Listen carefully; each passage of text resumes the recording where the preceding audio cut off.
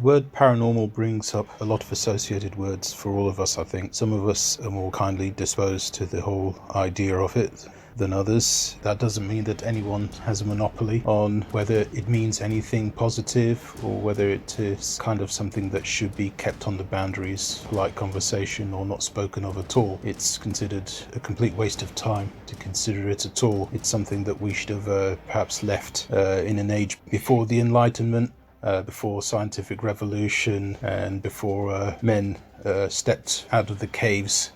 It's something that I think a lot of us perhaps still keep in the back of our heads as some kind of possibility beyond the modern scientific framework, something that may have some level of truth in some kind of way. For example, some people are open a little bit perhaps to the idea of aliens, perhaps some kind of afterlife. There's a massive interest in it, though. I mean, the proliferation of really good and interesting YouTube channels, and that I could shout out. You know, there's massive interest in it. I don't know what percentage of the population it is. It's a huge interest, but still a subculture. So, for example, compared to what you might say the most mainstream pursuits, you might say it's still a really small kind of. It's got a small interest level.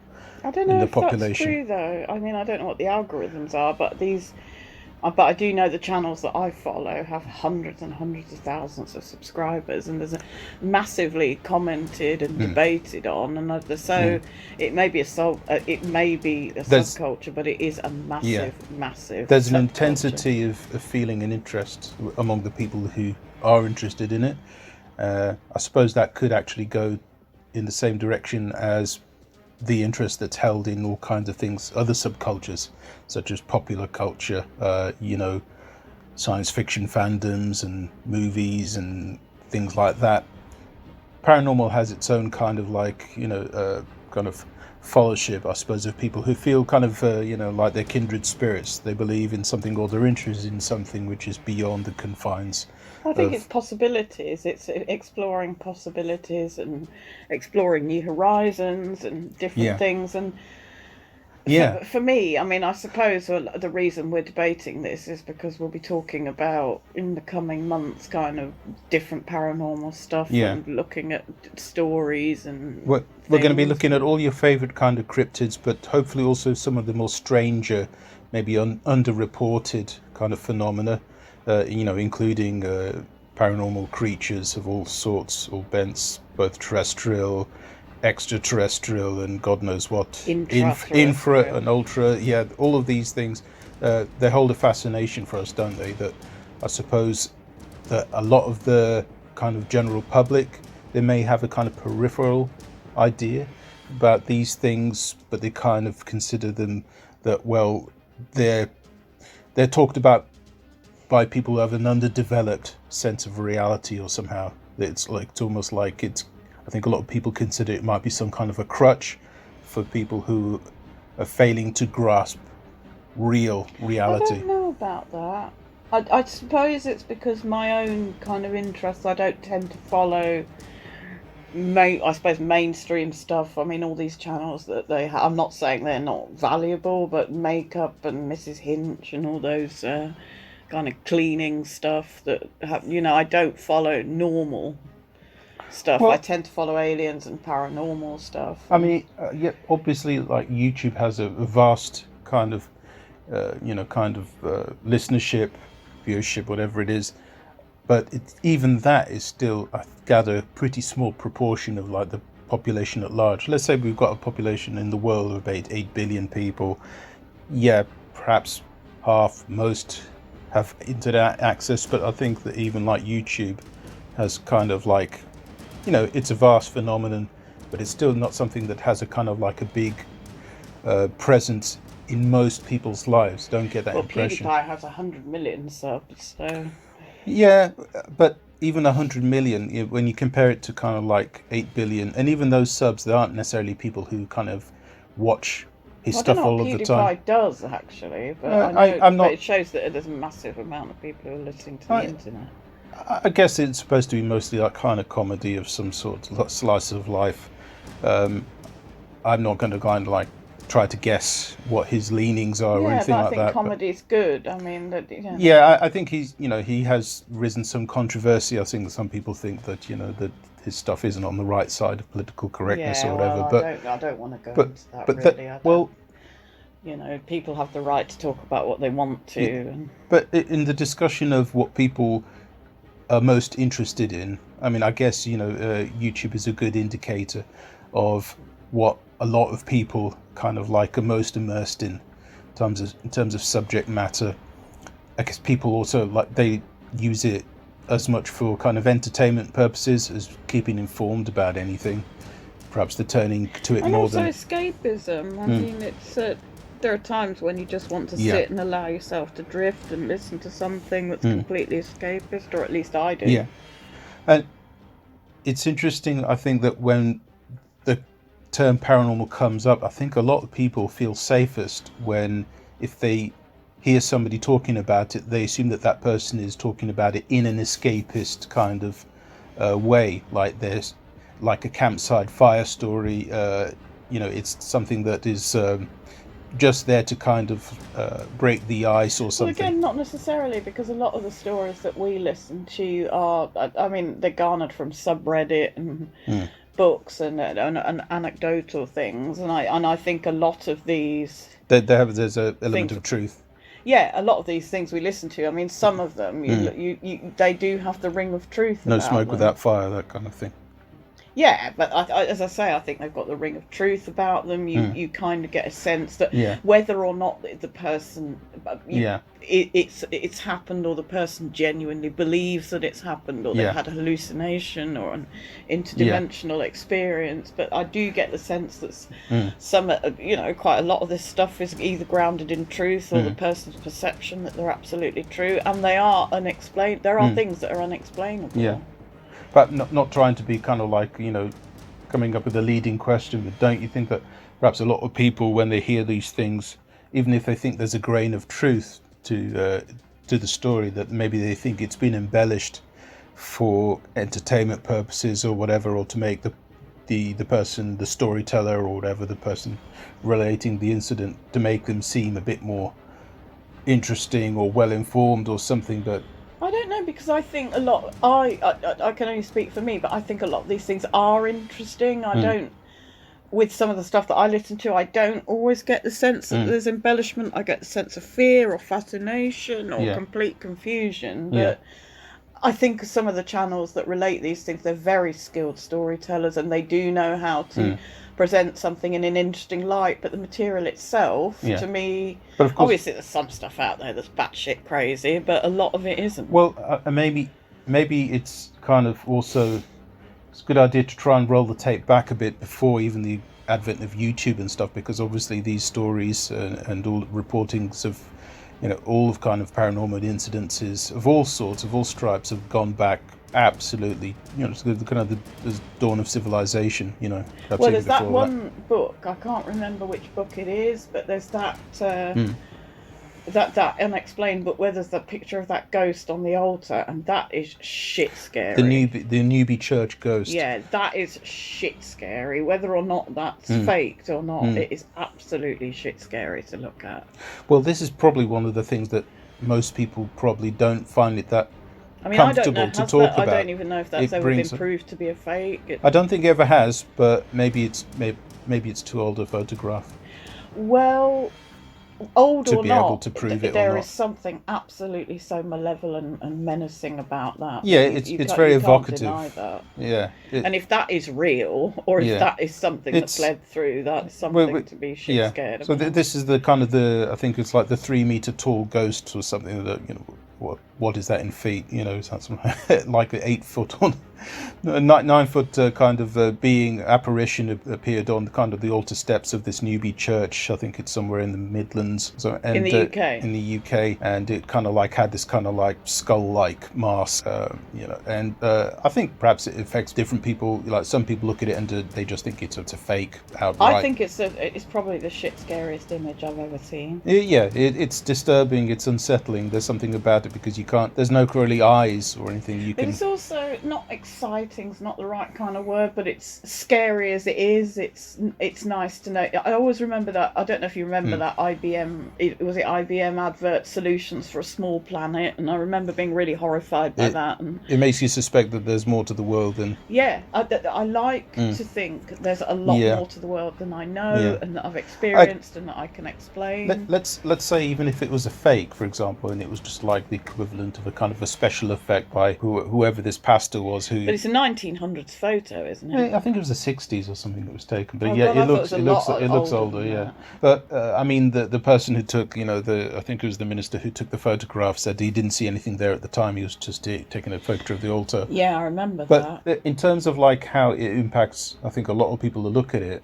even if it looks a little bit kind of staged to some people, I think that there is something about it. Maybe, I don't know. I wouldn't consider myself to be a credulous person. I think my critical faculties are quite highly developed, and part of that will be my training in terms of weighing evidence. But to me, it didn't look staged. It just looked like, oh my God, what the hell is that? Yeah, I think Arthur C. Clarke himself, I think that was the first time I came across it. It was like when he was, Arthur C. Clarke had a TV show called Mysterious World, I think in the mid-80s or so. And this was, when I first saw this picture, he kind of like, his sentiments were pretty much exactly the same way that I felt about it, which is it was kind of, it was a ghastly kind of looking apparition, kind of like the perfect, descriptor of it. Because you kind of felt that there was something very alien, and by that I mean not extraterrestrial, but so something completely otherworldly, something not of this world. Something that you can't relate to as a human being. Perhaps you can't even put into words exactly, because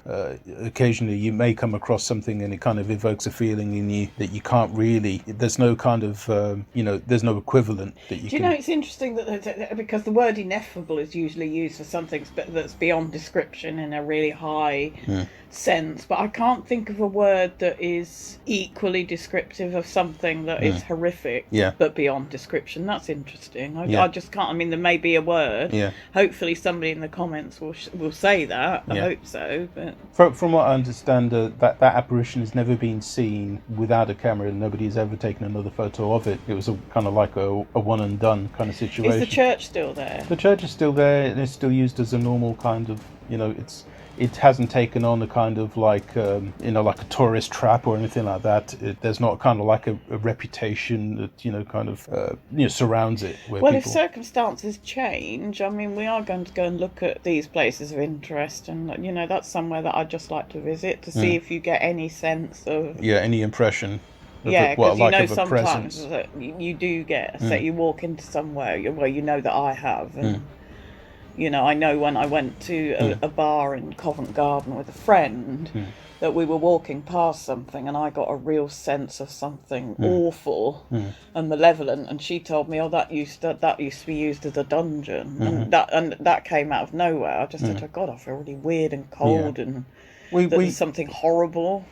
Well, yeah, we're constantly, although it may be kind of like literally buried under the surface or behind the walls of like our everyday modern buildings and architectures, Well, London's built on the foundation after foundation after foundation of old stuff. It doesn't matter how many kind of McDonald's and Starbucks and all of these kind of these modern branded kind of outlets, which we kind of almost use as a kind of map to say, well, how well a city or a town is doing and how modern it is. This was a really nice, I can't remember what it was called, but it was a really nice bar. It was summer, it was hot, it was kind of, not being able to go out and do stuff. Yeah, we get, perhaps in some ways we're always trying to inure ourselves to a sense of too much history, because like a lot of, the further back you go, things get kind of like, we have a kind of a dark history in England, in London. It's not all sunshine and roses. But it's also remember that history's not immutable. I think that thing that it's written by the winners is probably based in truth. You've got like Whitechapel, and it's a very gentrified area. It wasn't always, but obviously, no matter what happens, it's still kind of got the whole aura of... I've never been to Whitechapel. Yeah, but course, the Ripper murders. I mean, it's not something that Whitechapel tries to market itself as being connected with in any way, and you can't blame it. But of course, anybody with even the kind of slightest interest in in crime and Have history. you actually been around and looked at it? I've never looked at it. I've never gone on a kind of a tour of the streets I've never actually been. Or is it some kind of muse? Yeah, a lot of people do have a problem with it. With somewhere like wasn't there a kind of a restaurant or a fish and chip shop or something? That's probably a bit controversial. But yeah, that guy in Greenwich who did, and it was basically, I think it was an innocent kind of play on words. I don't think it was meant to what's the word, offend anybody. I think it was just a guy who thought, oh yeah, I can't remember what it was called now. It's interesting that it's something that relatively now happened such a long ago, and yet I've never heard of kind of paranormal phenomena being related to it, because a lot of time people will say, well, like a violent incident, the kind of the stonework surrounding the place, wherever may almost record it like as a kind of the emotional trauma is kind of embedded into the stones, etched into the stone. Yeah, I mean, Glamis Castle is supposed to be a real, and a sensitive type of person to this kind of stuff should be able to kind of pick up and perhaps even see spectres or whatever, or on some level of their awareness. This is how a lot of people. Well, I know somebody who's been around stately homes and has picked up really bad vibes, and she's a really kind of self-effacing person, and is not the kind of person to make stuff up or be fanciful. I mean, she definitely has had experiences where she's looked at pictures or been in rooms, and as I say, I had that experience when we were walking out of that bar, and we walked past these kind of archy things that were below street level. The more when you get to know somebody and you're able to get kind of you're past the kind of the threshold of the polite conversation and everyday conversation. You're past the talk about the weather and how their latest football their team has done in their latest fixture and all the rest of it. When they feel comfortable with you, they may get to a point where they may relate something which maybe they consider it something kind of strange or wonderful or incredible, but you'll get to the point where they relate something you think, well, that's a bit unusual, that's a bit strange. Well, what would be nice is if people would say in the comments if they've kind of experienced anything, or there's anywhere they've been that they've picked something up or photographed something. I mean, there's a hell of a lot of stuff out there, but we'd love to hear if you have. Yeah, we've got our own ideas about what we want to talk about, but if there's any particular kind of phenomenon around the paranormal, and by that again I reiterate, we're not just talking about ghosts or spirits or anything like that, but anything that's unusual phenomena or even unusual theories and ideas, because although we will always have people who maybe they're fully immersed in normal society, it's just that they have a kind of peripheral interest in this stuff as well, because I don't want to give the impression that I feel anyone who's interested in these things and talking about these things or researching them is just like somebody who's kind of like the stereotypical kind of conspiracy theorist with all the kind of like the newspaper Absolutely clippings not. on the wall. I think it's parapsychology and obviously that's what I do, but are based in it's a very scientific thing now, the scientific equipment. But I think the purpose of this is just going to be fun. It's not really to garner. I don't know really. I mean, it's just going to be fun, and I think that we're going to start doing stories and researching. And there's a lot of interesting stuff about the Thames, for instance. There's a lot of places just in the UK that hopefully, as things open up, we'll visit. But in the meantime, we're going to start kind of relating. But by the Thames, you're talking about like the gibbet fields and stuff, or I don't even know what the gibbet fields are. Is that where they hung that person and he didn't die? Yeah, I mean, the Thames itself has got like, I mean, I don't want to say like we had an awful culture, but we certainly got up to stuff in the UK and all over the world, which was considered just to be normal retribution practice, where the public got to, show their ire towards people who, were massive transgressors. Yeah, but I think that's perhaps more off topic because it's... But again, it's like you can imagine this concentration of animosity, you might kind of, again... Well, in another video, I will talk about that experience I had when we went to that, tour talk in where was that? Blackfriars, I can't remember. Yeah, I mean, and where I really felt that something had been released into the air after that was pretty damned awful. Yeah, I mean, because we've got this history of like executions and beheadings and all this kind of stuff. So like there are plenty of sightings throughout all of UK history, but I'm sure all over the world of people who have been executed for horrendous crimes or for treason or all kinds of things, which at least people at the time, this would have been a very big deal and perhaps relatively unusual, that such figures would be hauled up, because although I guess crime has always been rife in all kinds of ways, now we have mainstream culture, which reports anything that happens, at the drop of a hat, as soon as it happens. But I think back then people would congregate massively if they heard that, there was some kind of like going to be a kind of like a public. Do you know, that's really weird, because I just can't think of anything. I am anything a person like less, who would literally, before TV.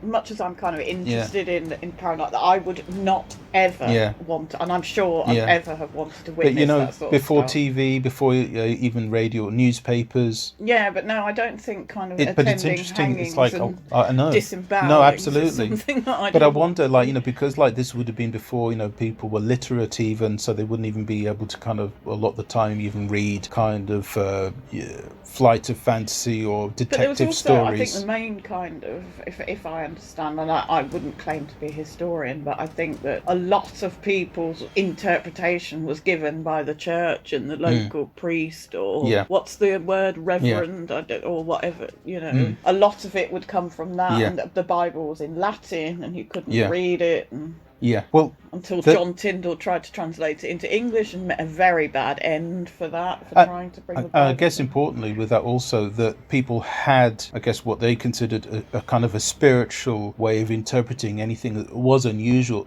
phenomenon in their time. If it was something that, they thought was like, kind of like an apparition, or they saw some kind of being or something that they couldn't account for, it wasn't like, from the everyday experience or anything like that, whether it was just because they weren't informed enough to know that. Well, language. I mean, if you don't have, if something is new and you don't have the language to be able to say, this is something that's, this is what I've seen. That was put very badly, actually. Well, no, I mean, on the subject of religion, like sometimes literally like a being like a cryptid used to be called, like kind of like synonymous with the devil in somehow. Like, what was the kind of the Jersey Devil? Was it? Well, there was that other being that was living those cloven footsteps in the snow, and that was like climbing up the wall and over the roof. I can't remember which one was that. That wasn't in the UK though. I can't remember, but obviously, like it was considered that this was probably the devil himself, who was kind of like menacing the kind of the countryside. I'm always a bit reluctant to that kind of, and I suppose it is some kind of Celtic superstition, because I'm half. But nowadays people wouldn't probably say that. Like if they saw that, they wouldn't connote it necessarily with the devil or demons. They would say, well, all right, this is weird. How did this happen? They might have kind of like a more try and understand it on a scientific basis. You've got kind of one of the best known magazines in the UK, for example, about paranormal phenomena is the Fortean Times. They would call it Fortean phenomena, but a lot of the times people would try to find any explanation that's the most obvious, the Occam's razor explanation. Well, I think it'll be good when we start to do the specific research, unpick things a bit, and see what we can find. I mean, there's a lot of interesting stories out there. The Thames is a particular fascination for me because of the rich history it's got, and also some very dark and sinister stuff. I've got to admit, for me, my favourite kind of stories around paranormal, I mean, I'm a big fan of kind of glitch in the matrix types events and Mandela effect phenomena, but my favourite is aliens, I guess, UFO phenomena. I love the glitches. I mean, we can, our own experience of glitches, and it's not just, it's personal experience, and also basically looking and seeing what's out there and what other people have experienced and reported, and I think it'd be quite nice to go through and discuss some of that. But one thing I would like to wrap up just to mention that I would like to dig deep into, which perhaps maybe not a lot of others do to the same degree. But I'm a big fan of people like, well, not say a big fan, but I'm very intrigued by the writings of people like John Keel, who had their own theory about what paranormal phenomena really constitute of. And he kind of like theorized, I think, something like that there's a kind of like a sliding scale, like a gradient of truth, if you like, or reality, which there's no one point where something suddenly stops being real and like something's fictional and all of a sudden it's fact,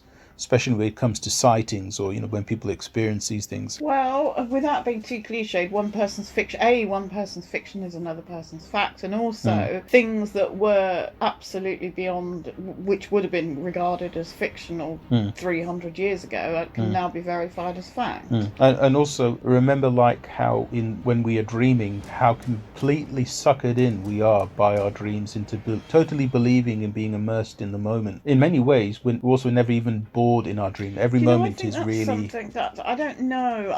I think a lot of people are uneasy about, and I have actually been and experienced one person's go, I don't dream at all, and that's obviously not neurologically true, because even if you don't remember your dreams, everybody dreams. Yeah, apparently everybody dreams. But they're supposed to be, I mean, so symbol rich, and people don't really want to reveal too much about their own internal process publicly, and that's understandable enough. So that's a big landscape of stuff that we're going to be talking about, and it's basically for fun and to connect with other people who are out there who may have had similar experiences. If you have, leave comments, would love to hear it. And we're going to dig into specifics, but if you want to hear anything specific yourself for us to talk about, you know, do let us know. But we've got quite a long list of things which deeply fascinate us, you know, in terms of like looking down the rabbit hole.